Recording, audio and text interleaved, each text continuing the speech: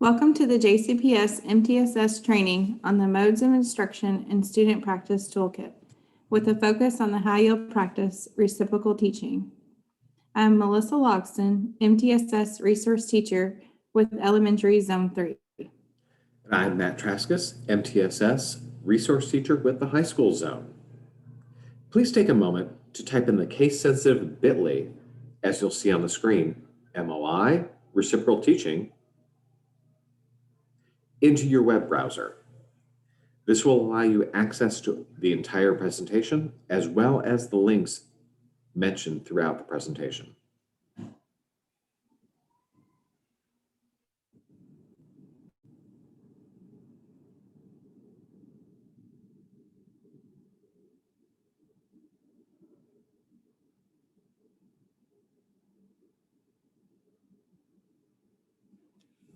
Here you will see the 6 components that make up the MTSS department or multi-tiered systems of support. MTSS focuses on overall school improvement by aligning resources and support for both teachers and students. We provide multiple levels of support for learners that address academic, social, emotional, and behavioral needs, and produce professional development that is aligned with schools and the district as a whole. JCPS has 3 departments within MTSS, as shown on this concept map. MTSS Academics, directed by Donna Lawson, supports schools by ensuring teachers are providing all students with academic supports, with a focus on Tier 2 and Tier 3 interventions and support. MTSS Behavior Department, directed by Sandra Hensel, supports schools in implementing school-wide behavior systems and frameworks, including positive behavior interventions and support, PBIS, and the Behavior Support Systems Model, which is an alignment of PBIS and restorative practices. Our department is MTSS Engagement, directed by Dr. Naomi Brahim. The goal of the MTSS Engagement Department is to increase student achievement by equipping teachers with high-yield pedagogical practices to maximize student engagement. 6 MTSS toolkits were created to provide resources for Tier 1 instructional practices to increase student engagement, reduce student behaviors, and to decrease disproportionality.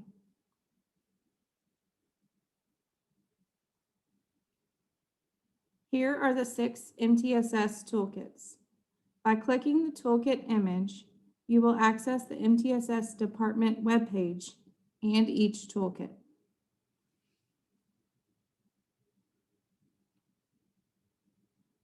We need to implement a variety of modes of instruction while teaching. Once students have acquired basic knowledge or skill within a certain lesson, there is a critical need to give students opportunities to practice the knowledge and skills successfully.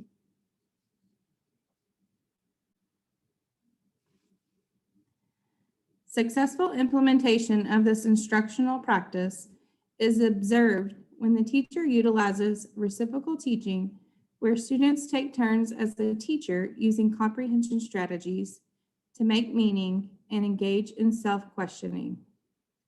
This is a small group strategy designed to have students build understanding and aid in collaboration.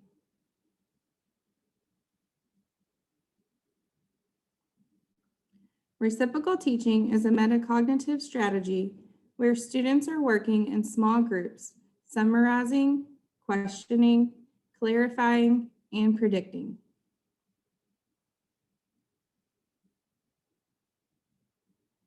In this session, we will learn how to use the 4 strategies within reciprocal teaching: predicting, questioning, clarifying, and summarizing. The success criteria for today will be to reflect upon how each of these practices can enhance student learning in your classroom.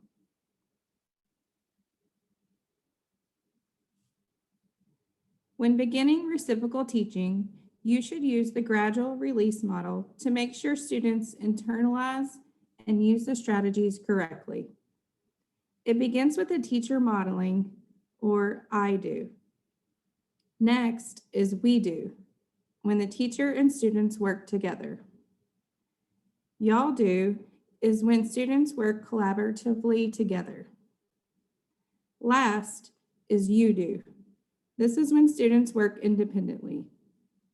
While this aspect of reciprocal teaching is important, it is not the focus of this presentation. If needed, the bit.ly from the beginning of the slide deck will give you access to a video regarding this process modeled in a middle school social studies classroom.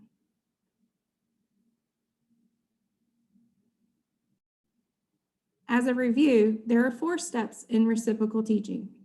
We will start with predicting, in which students deliberate on the text and attempt to connect what will happen to their prior knowledge.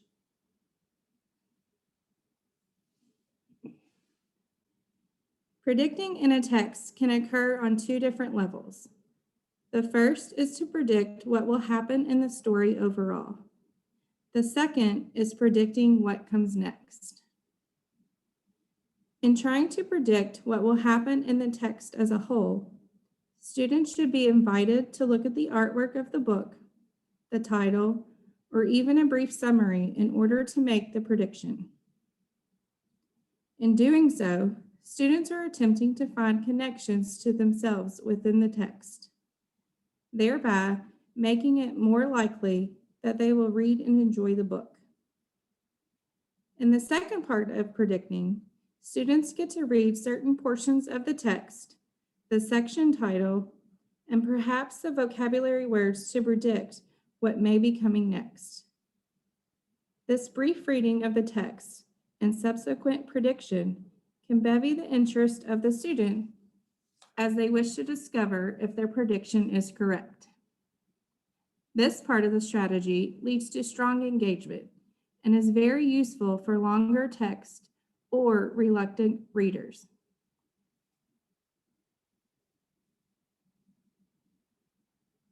Here's a chance for reflection. What benefits can using predicting strategies have in your classroom? How do you think they will move students closer to content mastery?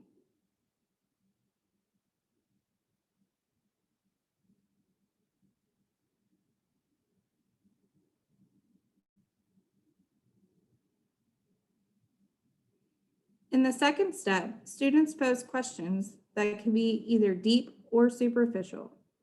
The goal is not improving students' questioning techniques, rather their ability to use questions to clarify concepts.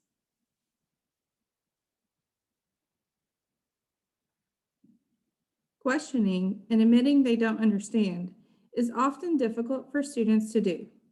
It takes time for students to develop deep questions that make connections between the text and their life experiences. Sometimes scaffolds are necessary, and the easiest question stems for students are who, what, where, when, why, and how.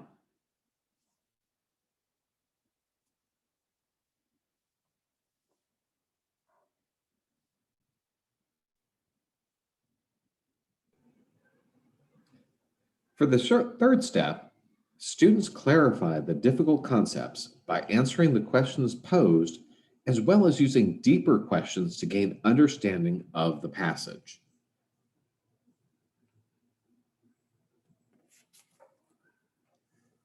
Clarifying is a way for students to understand what they are reading throughout the entire process by answering the questions created during the previous step of questioning. This aspect of the strategy can be complex or as simple as the teacher would like it to be. Based on your students' needs, the clarifying questions can be given as question stems or a vocabulary focus.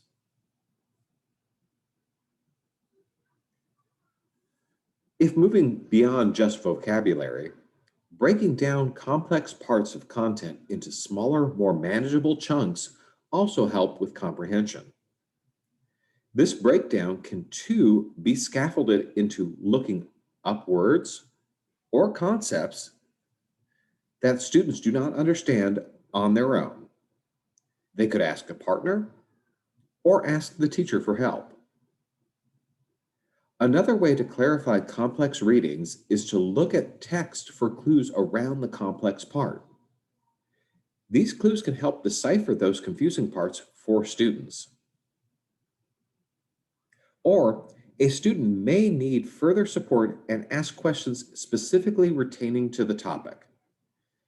Encourage the students to first look for their answer on their own, and then even use an internet search.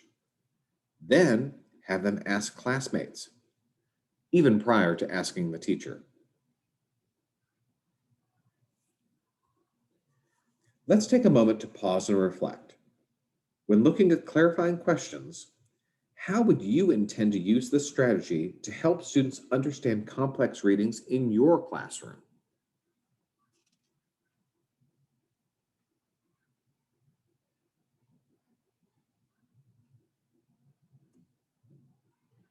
In the final step, summarizing, students are asked to highlight the key points of what they have read.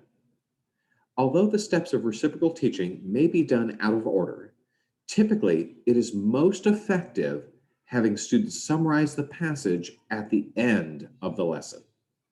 Here's why. Summarizing is an important conclusion to the reciprocal teaching process as it can greatly improve the level of understanding of the content reading. One aspect of summarizing that is often overlooked is the ability to chunk out the summaries. Instead of summarizing the whole reading, summarization sections give the students opportunities to practice the skill as well as being able to digest the content. In order to scaffold this process, the teacher can prompt or cue students with leading questions that help students make connections in their summarization. A final full summary of a reading in a student's own words show very high level thinking and great comprehension.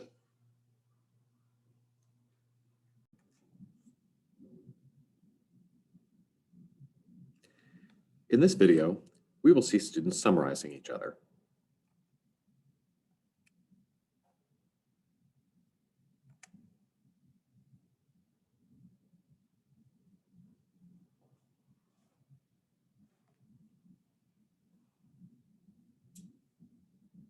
During the writing process, the teacher dialogues with students to confirm their understanding of the elements of a summary. The teacher encourages the student to articulate writing choices and asks probing questions to stimulate deep thinking. The students and teacher collaboratively decide on the next steps. The student makes appropriate revisions, checking with the rubric during the writing process. The teacher uses this dialogue as an opportunity for ongoing assessment and records her observations for future reference. So you've read the text, and now both you and Diana created your gist list. Now I noticed that you had to add some spaces because you have, how many words do you have in your gist list? 27. Okay, 27 gist words. Ooh, that's a lot. So if we're going to start looking through these words, I'm going to start reading through and see if I can piece together what you thought was the main idea. Okay? What is the main idea of this text? Space rocks. What are space rocks? So we're talking about space rocks and how they're dangerous. And you've said, what are space rocks? Asteroids, comets, and meteors? Is this text only about space rocks? No. No. But here you've gone into detail about what comets are, and what they look like, what asteroids are, and what meteoroids are. Is that needed in the summary? No. Why not? Because it's too specific. You've included all these specific details about the different types of space rocks. But this text is not only on space rocks and what they are, it's also on how they are dangerous. This whole section of the text is about how they're dangerous. So this may be interesting. Oh, wow, I didn't know comet was called a dirty snowball. But is it an important detail that supports the main idea about how space rocks are dangerous? No. So what I'd like you to do, look at this gist list and take out some of the specific details, maybe some of the interesting details, and just really get to the main idea of the text. Do you have any questions? All right.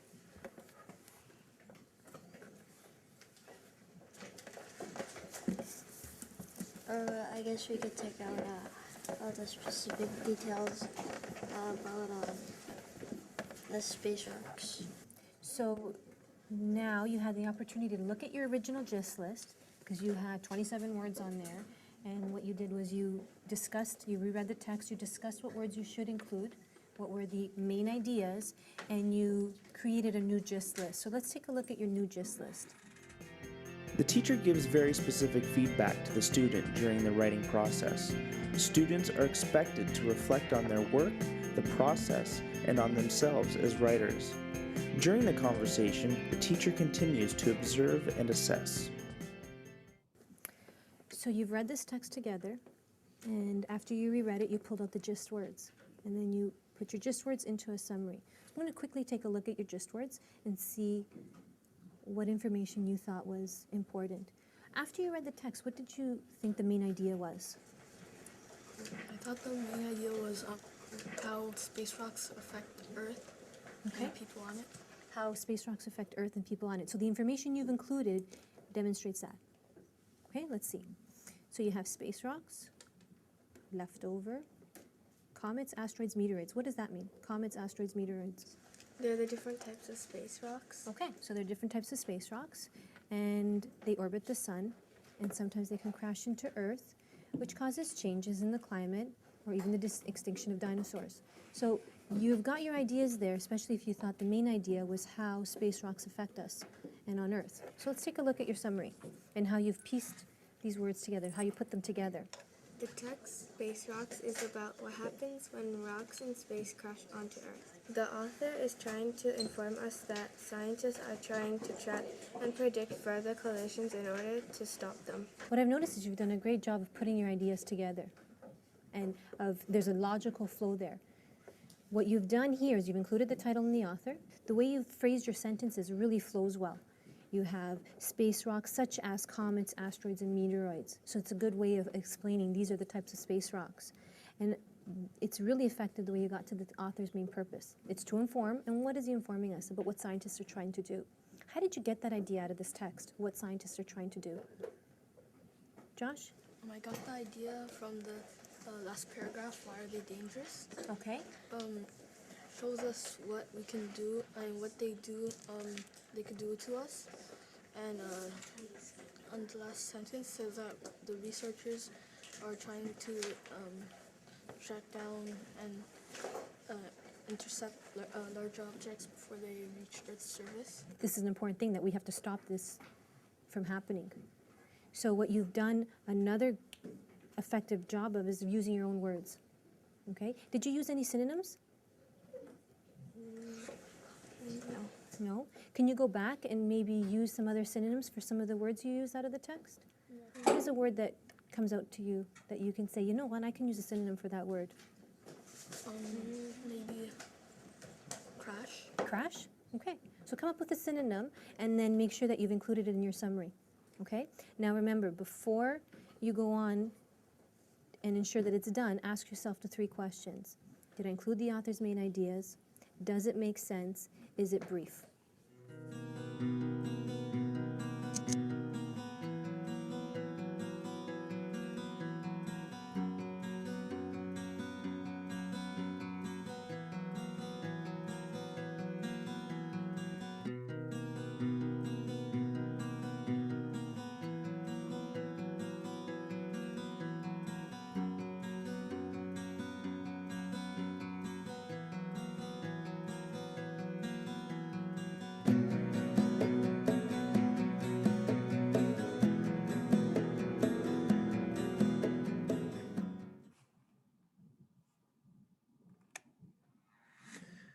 As we have examined several aspects of reciprocal teaching strategies, stop and reflect. Which one are you the strongest? Which one are you the weakest? Take a moment now to determine how each aspect directly impacts student mastery.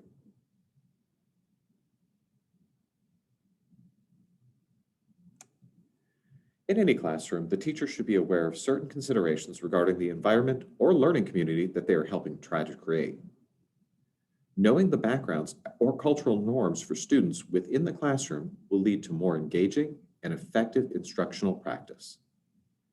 This culturally responsive approach should be utilized to reach as many students as possible in the classroom.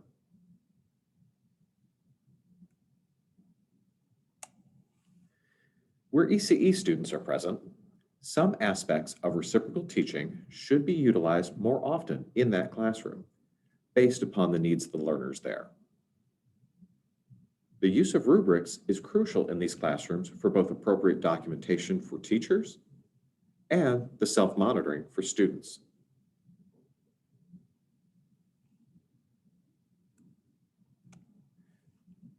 Clarity of intentions and success criteria lead to more robust projects and greater understanding of content for students. By dividing students into small groups, cooperative learning is put to good use. Reciprocal teaching is one strategy for students to work collaboratively. Projects that help students collaborate, think critically, innovate, or become more culturally competent can also be used for backpack artifacts.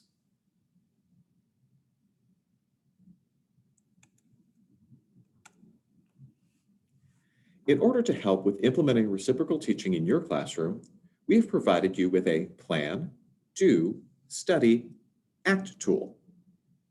This is linked to the slide. During an upcoming PLC, be sure to discuss ways you can implement reciprocal teaching in your classroom using the PLC High Yield Practice Planning tool. Thank you for joining us to learn more about reciprocal teaching. If you would like more information about the MTSS toolkits and other high yield practices, please visit our website.